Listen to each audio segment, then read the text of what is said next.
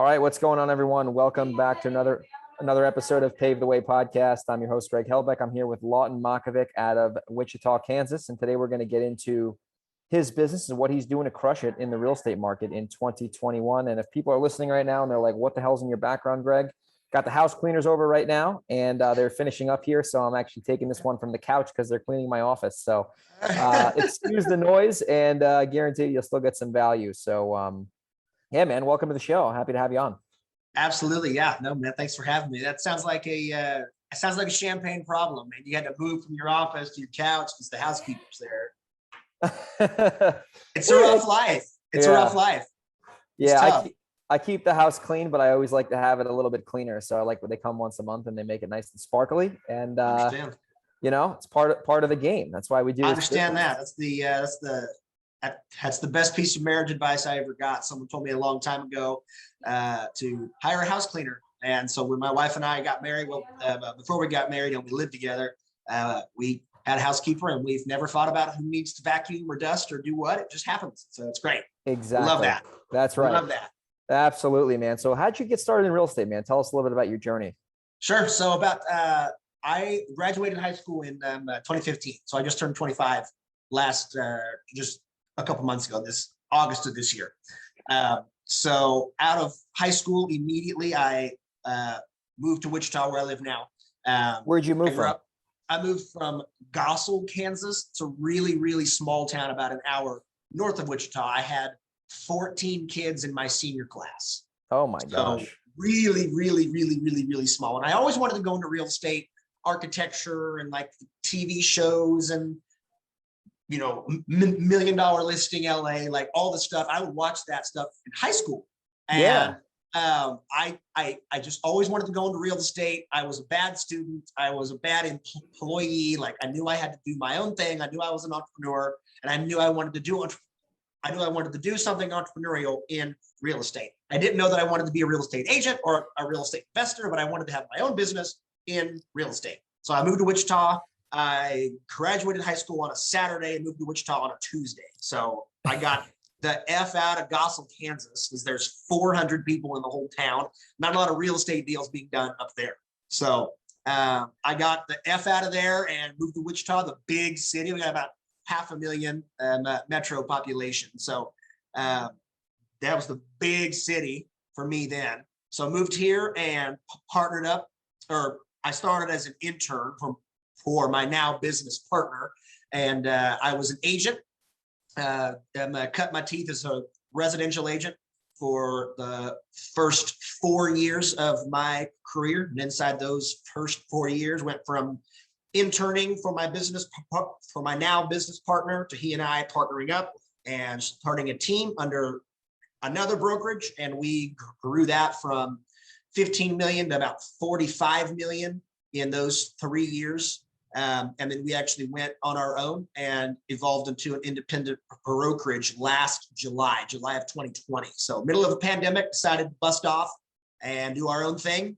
And yeah, we'll do about 60 million this year and probably hover around there on the brokerage arm. And 2 years ago, I started to scale myself out of the agency world so I could invest with more of my time. Started flipping houses around that time. And since then, I've been involved in hundreds of deals across wholesaling and flipping, all in Wichita. That's awesome, man. Now, what are the price points in like Wichita, Kansas? That's great. Average price point, I think our local MLS statistics was hotter there for a while. Everywhere was because of interest rates and inventory, but I think it got as high as like 200. So somewhere in that 160 to 200 is the average in Wichita. Okay. That's awesome, man. Well, congratulations. I mean, you're a young guy freaking doing big things. You graduated high school in 2015, you said? Yeah. That's unbelievable, man. You're younger than me and you're doing big things. So let me ask you this. Now, when it came to shifting into the flipping business and wholesaling business, have you decided to also keep rentals, or are you guys just doing, fixes and wholesales? So I would say over the 2 years ago, it was all flips, no wholesales. And we got really sick and tired of having to buy our houses from the wholesalers here in Wichita. every experience I had, and we bought a lot from everybody in town. We tasted from everybody, and every single experience, like until we were at the closing table and I got a copy of the deed, like we own this house now. I never knew if we were going to close ever. I was like, no one kept me updated. No one ever told me anything. I just, hey, we're closing next Wednesday. And I'm like, I guess I'll get a check. Okay, let's roll. I hope everything is right. And so we'd get there, and I mean, I would have contractor crews. We'd have to delay. We didn't close on time. It was just it was a shit show. Pardon my French. But all of that was, we decided to start doing our own direct mail so that we could buy our own flips, no middleman, and that we could control our inventory, so to speak, a little bit more than relying on other wholesalers to bring us deals. We were just going to go direct. We didn't want to wholesale. We didn't know anything about it. We didn't want to get involved in it. We just wanted to stay true to and disciplined to what we knew that we were good at, what we had built and scaled a business around, and that was flipping houses and buying rentals. And so we were going to do that just so we could acquire more of our own inventory. And we started some direct mail, didn't know anything about it, wasn't tracking anything. We were just testing it out, seeing how it happened. And we bought a flip in the first 2 weeks. And within the first 30 days, we had accidentally done $38,000 in assignment fees. So we decided to make that a business because something's right here. We can work with that math. And it's just scaled up. That was last September. So just over a year ago, we've been wholesaling for a little over a year. Now, are you just wholesaling now, or you're still flipping if the numbers make sense? Still flipping. We've usually got one or two running at any given time, and they're $30,000 to $40,000 rehabs, so they're pretty heavy. That's heavy in Kansas. That's like paint job out where I do business. That's funny. It's all relative. In California, right? Yeah, and in New York too. That's where I'm from. Oh, so, you got to get to the Midwest rehabs, man. That's the place to be. Yeah. $40,000 to $50,000 rehab is pretty heavy. I mean, we've done one before that was 120.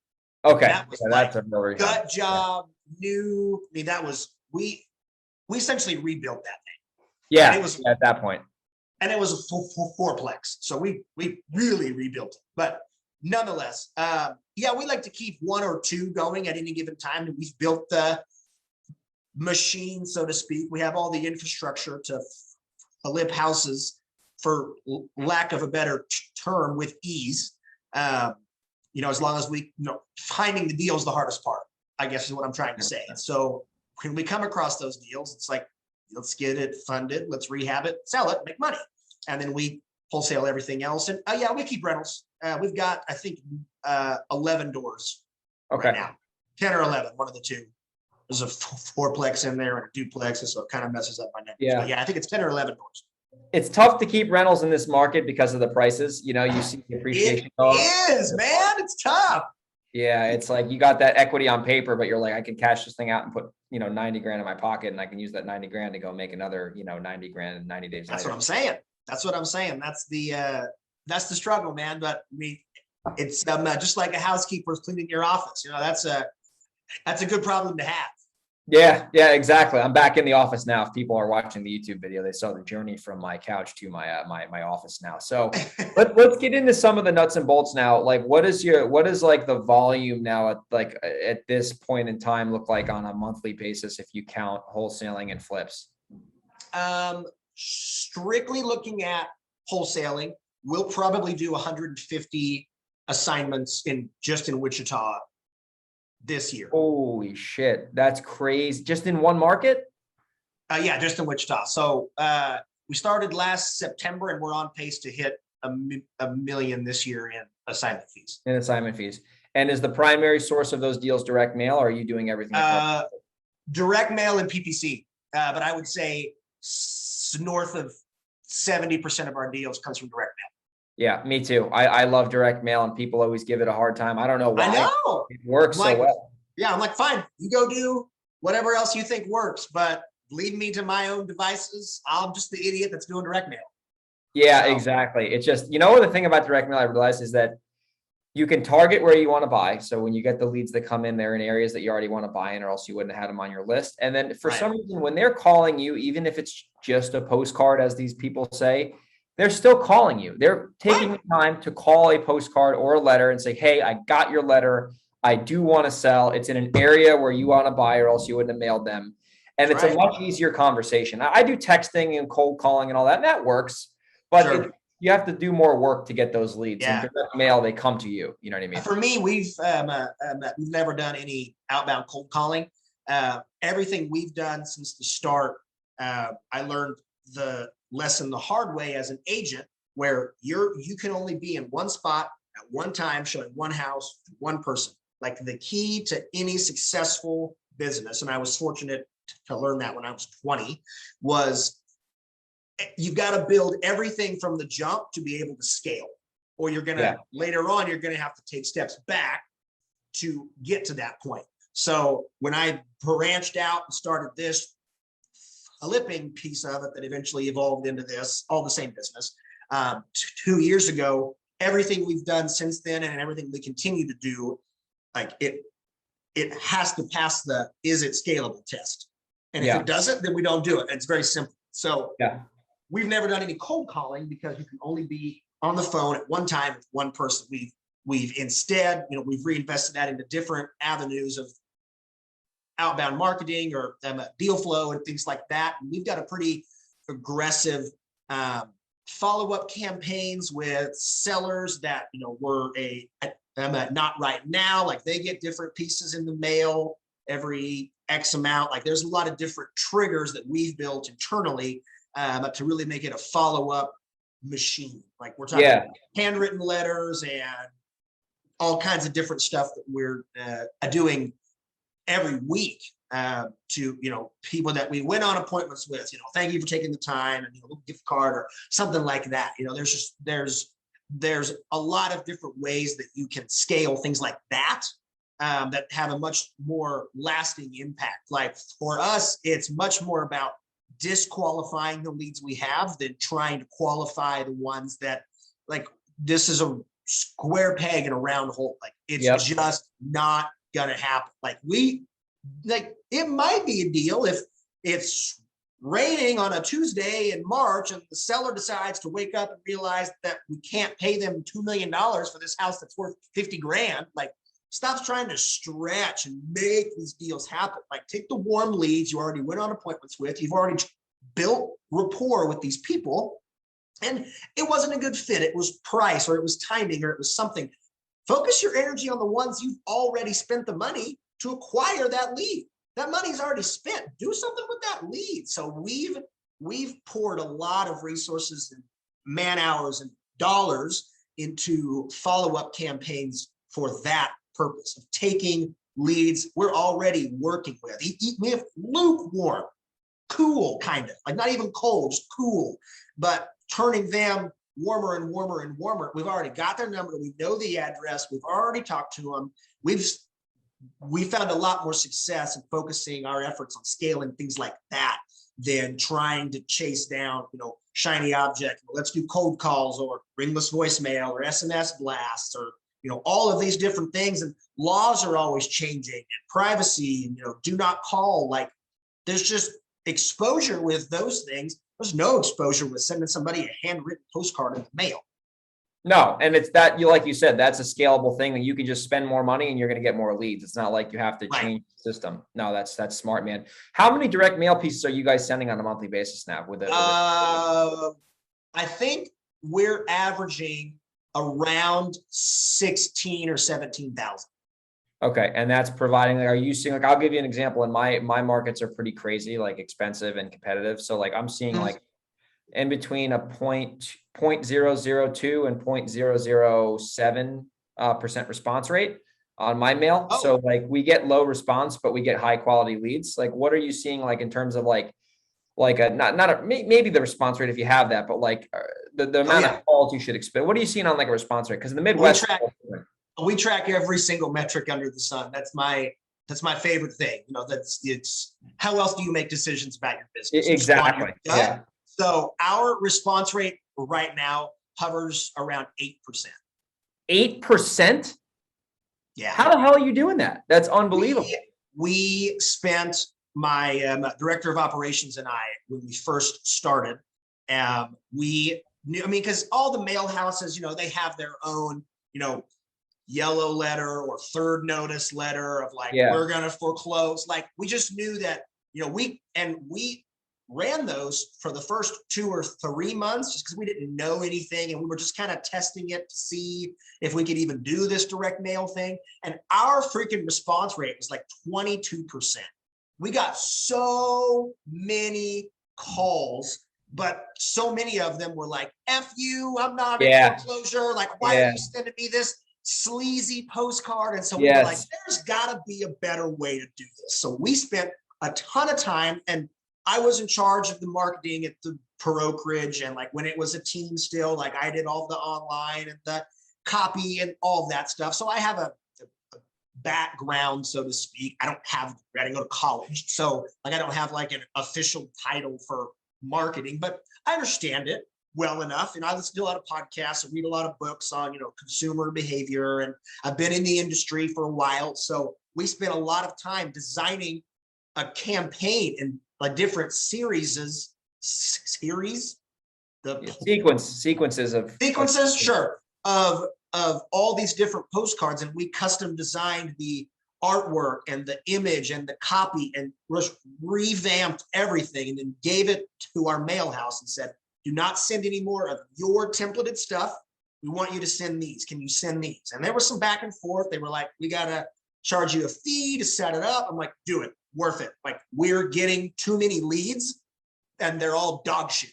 Like, if we were to take out, and we calculated it once, like accounting for all the ones that are horrible, I think our true like net response rate was like 2.4.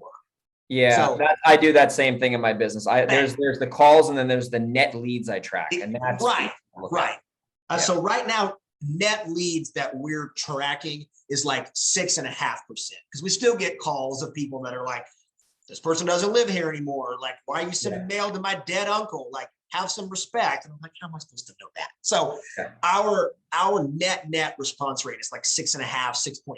Dude, that's phenomenal, dude. That is ridiculous. We're happy with it. Yeah, that's really good, man. Keep doing that. My goodness, that's incredible. You guys, even Wichita. I'm sure that's a competitive market now, right? There's a bunch of investors in Wichita, right? It's not there's a ton of everybody's a real estate agent and investor, wholesaler. Everybody wears different hats here. Do you have a lot of virtual people try to go into Wichita from other markets because they think it's easier? We've got a couple that we've come across. Like, we will, like, we'll be talking to a seller, and he's like, well, these guys from Arizona told me they would pay me X. And I'm like, take the offer, dude. Like, they've never seen this house. They don't know what they're buying. Take the offer. And 9 times out of 10, we'll get a call from that seller a couple of weeks later, because they're like, yeah, they sent their contractor over here, and I guess they didn't know what they were buying. Like, would you guys still buy it? And we're like, yep, we'll take it. So we've got a lot of, I wouldn't say a lot. There's 3 or 4 people. There's some guys from Arizona, some guys from Florida, and I think a guy from Nebraska who every now and then pops up on the Facebook pages, or I get an email from him because I'm on all the lists or something like that. So yeah, I mean, I certainly wouldn't say there's near as many as markets that you're in. I would say that those would be markets that I'm sure everybody is just dying to get into California.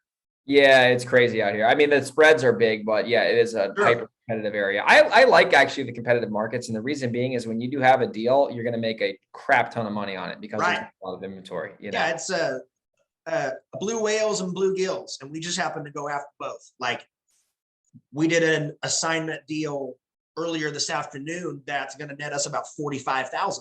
Woo! That's big for Wichita. So no, we're pumped about that. The biggest one we've done was 64 or 62, something An like assignment in Wichita?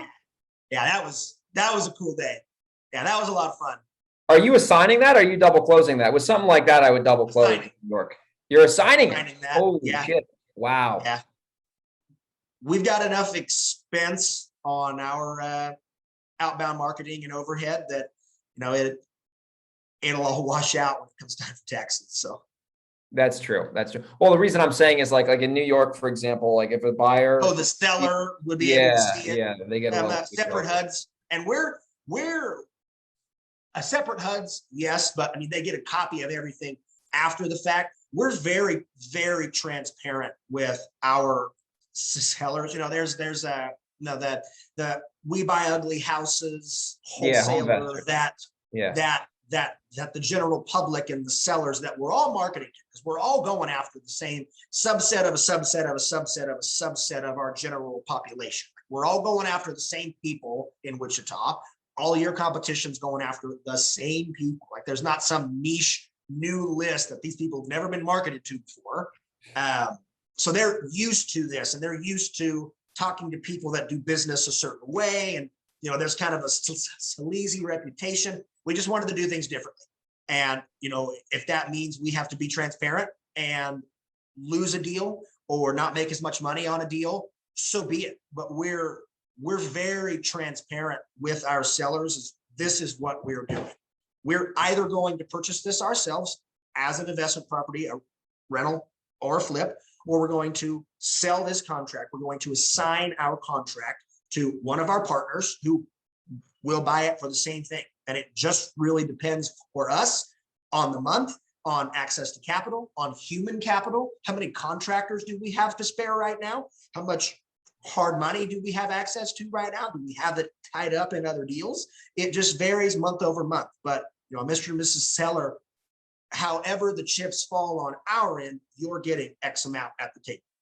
Dude, that's how the way you got to be. I love how you said that. And that's a takeaway that the listeners can hear and be like, you know, that's what you got to do at the end of the day. You got to be upfront with sellers. And that's why a lot of wholesalers have a bad reputation, is because they're not disclosing and they're not transparent. And when you're transparent, you know, you can't lose, you know, because the seller's either going to want to move forward with you or not. And if they're not, they might have a benefit anyway. You know what I mean? Yeah, I would much rather find out that the seller doesn't want to move forward today than the day of closing when I'm supposed to make $30,000 and all of a sudden I'm not. Yeah, exactly. I would much rather have never loved than to have loved and lost.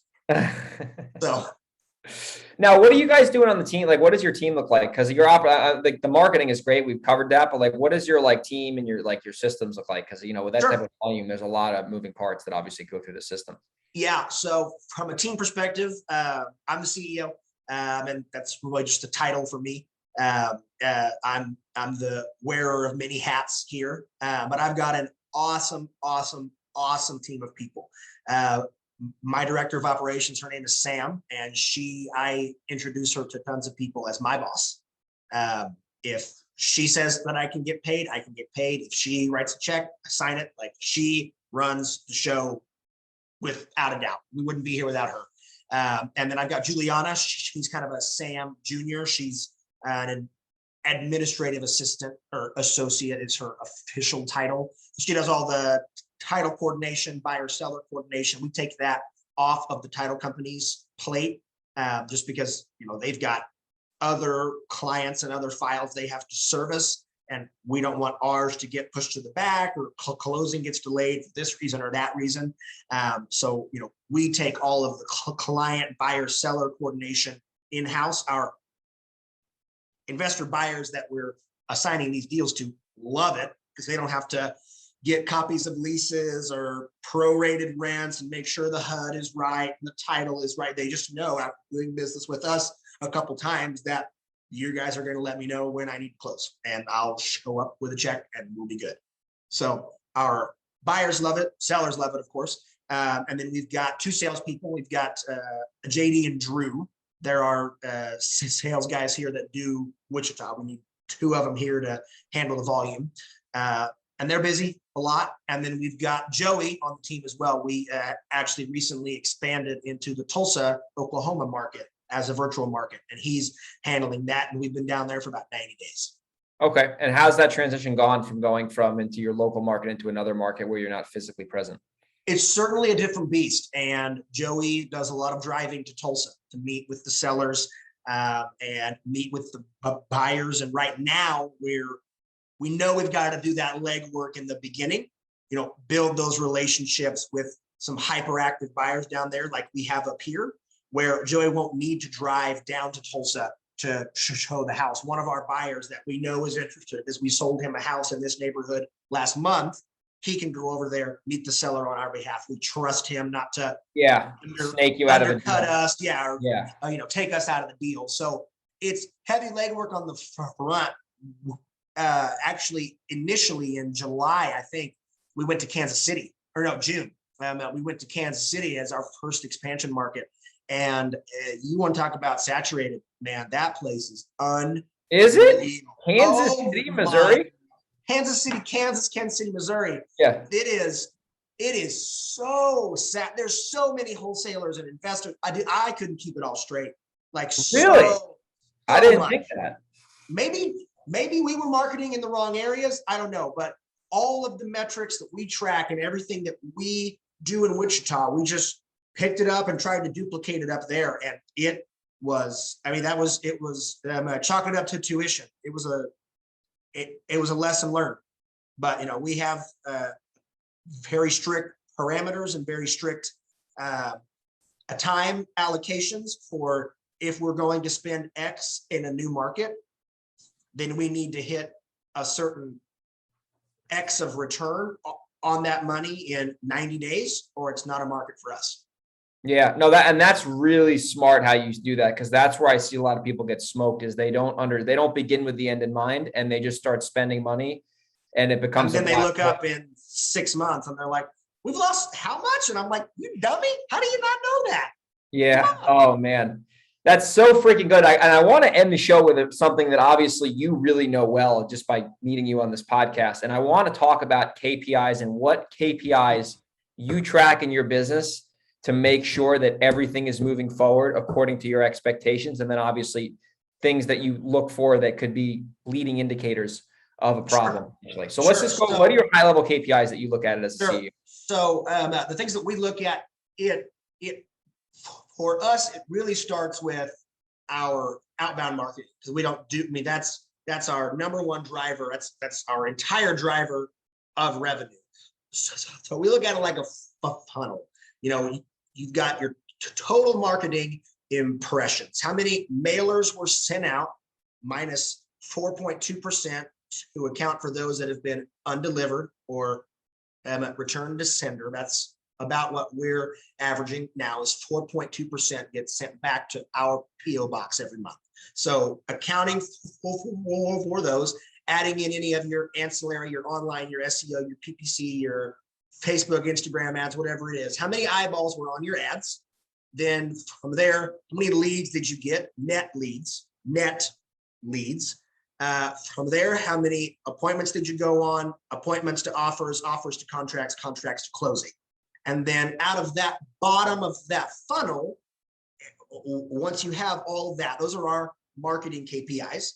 And then from a business standpoint, we need to track cost per lead, cost per deal, and our average revenue per deal. So our average assignment fee.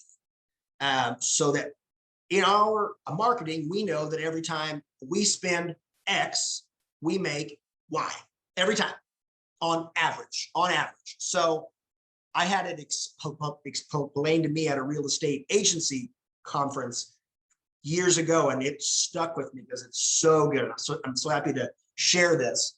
If you think about your business like a slot machine, if I told you, Greg, let's say your average assignment, because you're in the Midwest and you play some small ball like I do, is like 15,000. Okay, that's a good assignment though in the Midwest. That's good. It's a great assignment in the Midwest. I mean, that's a good day. So let's say that you have to spend $5,000 to get that $15,000 deal. Okay, and that's 1,500 pieces of marketing, just for easy math. If I sat you down in front of a slot machine and said, every 1,500th time you pull this lever, it will pay you $15,000. You would sit there all day and just pull the lever, and then you'd rest and get the money and pull it again until you hit the other 1,500. But if you don't know that every 1,500 you're going to get to 700 and be like, dude, this is never going to work. This is so tiring and it's going to be so easy to give up. But if you know, historically, every time we spend $5,000, we get 15 grand. Every time we spend $5,000, we get 15 grand. Every single time. So sit there and pull the lever on that slot machine. If you don't, I love that. If you don't know those metrics, you're making decisions on your business based on your gut or based on what you think is cool or what you heard on a podcast or what you saw on TikTok, whatever it is. And there's lots of different resources out there. You can learn a lot from a lot of people for $0, but you need to apply it and interpret it first, understand it, apply it to your business and see if it works. Track it, give yourself a goal and a time to hit that goal. And if you don't lie to yourself. Don't hang on to a loser, punt it, move on to the next thing. So many people are like, I'm going to give myself 90 days to hit 100,000 just for round numbers. And they'll get to 40,000 and be like, give me another 30 days. And they just keep pushing it off. And then they end up, like we talked about earlier, 6 months down the road, and they're like, how are we losing money? I'm like, how do you think, dummy? You have no idea what's going on in your own business. No one should know. You should be able to rattle off all of those numbers right away if you know your business. No one should know your business like you know. You should know those numbers inside and out. That's the heartbeat of your business. I love can it, rattle dude. off every single one of our percentages and metrics right now. Dude, that is amazing. And the listeners need to go back and rewind the last minute of what you just said and take it to heart, because that is how you really grow at the end of the day. Now, question for you, a follow-up question. Like, my cost per deal is $6,000 in New York. In San Diego, it's like $8,000. So what is the cost per deal in the Midwest on average for you guys? Ours has been as high as, I think, 4,000. And that was in the beginning when we were just kind of using the templated marketing. It's very expensive to acquire a customer, to acquire a lead, yada, yada, yada. All those metrics, we really don't count those in our averages because we started December 1 of last year with a new marketing. That's when it hit and launched. And we're running about $2,000 a deal now. That's phenomenal. Dude, that is phenomenal. I mean, you're spending what's your average assignment? 10, 12 grand? What do you guys? 11. Yeah. 11. Dude, that's a home run. You're spending 2 to make 11. I don't hate it. That's why we're still in business. I love it, man. It's good. We like it and we're looking forward. I mean, we're nowhere near where I know the business can go and where my team and I can take it. So yes, it was a good first year, but we stay humble and then we stay hungry and we stay disciplined, laser focused. We don't try to get too wide and be like, oh, we crushed it in our first year. Let's go do this and do this and do this and do this. Let's just stay the course, stay disciplined, blinders on, an inch wide and a mile deep. We're in to what we're good at. I love it, bro. I love it. I love your freaking energy too. I can feel your energy through the computer screen. I got a lot of it, man. Real estate has absolutely changed my life. So, I love doing podcasts like this. I was actually at a local high school yesterday afternoon and I spoke to all of them about entrepreneurship and how it's changed my life. Like, it's absolutely changed my entire life, my family's life. I got married about 1.5 years ago and we had a baby. She just turned 1. Don't do the math.